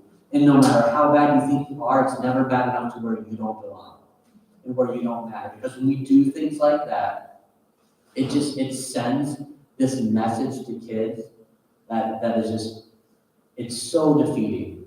It's defeating. So be mindful of that. How am I responding to this? Like, and there are things that we can do, right? So making sure, like I said, like proximity is huge. There's a big problem with kids. Like, I am not sitting by another adult. I'm going and I'm sitting by a kid. I'm popping myself between two kids that should not be sitting by each other, and I'm letting them know how happy they are, how happy I am to have them here today. I'm doing those things. I'm moving around because it's a lot easier to prevent these behaviors than to stop them from happening when they're happening. It's as simple as that. I'd rather spend my time with preventing things than spending my time responding to problem behavior. Because when I'm responding to problem behavior, all I can think about is, I want this to stop as soon as I possibly can, and it might be giving kids what they want, and I know that's not ideal. Yeah. I don't know if this is totally off topic, but I've worked in daycare for 16 years. And one thing that I found that helped me tremendously with behaviors is obviously, like, especially in daycares, like teachers talk and like, oh, wait till you get this kid, you know? And when I stopped having biases about kids, of like, oh, Johnny's this, like to a certain extent it was helpful to know like, oh, Johnny bites a lot. So you kind of have that in the back of your mind. But also I found that like before they were even coming into my classroom, I had set them up for failure. Yeah, because absolutely. I was like expecting them to be a biter, and then like I used to have a shirt that said, I think it was like a quote from Eleanor Roosevelt maybe, that said like, children often live up to what you believe of them. And so when I started stuff, like I created this thing where in my mind, every kid that comes into my classroom starts at 100. And they stay there until they, and not that they prove me otherwise, Yeah. but like, not, instead of doing it the other way where they all start at 0 and they have to earn their way to 100, it's where they come in, and one thing I've always told my own kids and my daycare kids, like my morning mantra is, I love you, God loves you, you're awesome, don't forget it. And then sometimes when they're having bad behaviors, they're like, oh no, did you forget you're awesome? And then they're like, oh my gosh, I totally did. Like, Yeah, you know? Absolutely. No, and you're right. A lot of times those biases affect our tolerance, affect, our attitude moving in. I think, being self-aware, being nicest human possible right there. And you're right, like, stop your behavior, like, hey, remember, you are awesome. Like, that's an unexpected response that kids are getting in. You know, you're so right. Just being aware of and honestly, like, that's what a lot of this comes down to, is just being aware. Being aware of history, yourself, what your triggers are, what you can and can't handle, how you need to grow, how you need to expand, how, all those pieces that absolutely makes a difference. I'm glad we figured it out, because that can be hard, especially in a school type setting or daycare where kids watch out for John, like he's a biter. It's like, well, that's good for me. I'm gonna make sure that I'm around Johnny so he doesn't bite anybody, but I'm not gonna be harder on Johnny than everybody else to keep it. And then it turned out that Johnny ended up being like one of my favorite kids. Like, once I figured this out, like I was like, he's like the coolest kid ever. Like, yeah, he's banging on 400 out some days, but like, I feel like if I hadn't gotten to that point of like being really like biased, like it would have changed. And now he's in preschool, and I just think he's like, oh, he's like a great helper, like like that sort of thing. So That's awesome. that was like the pivotal moment in my childcare experience, is when I finally realized, like, that I even found myself like telling the next teacher too, like, oh, like, you're good enough for your work cut out for you, like stuff like that. And it was when I had my own kids actually, that I was like, how would I feel when my kids daycare teachers were like Yes. talking to other teachers about my kids this way? Yes. Thank you so much for sharing. Thank you, Robert. And just a plug we're gonna do this, Robert's gonna do this more focused towards parents. Not tomorrow night, but the next Monday, kind of continuing the Monday night family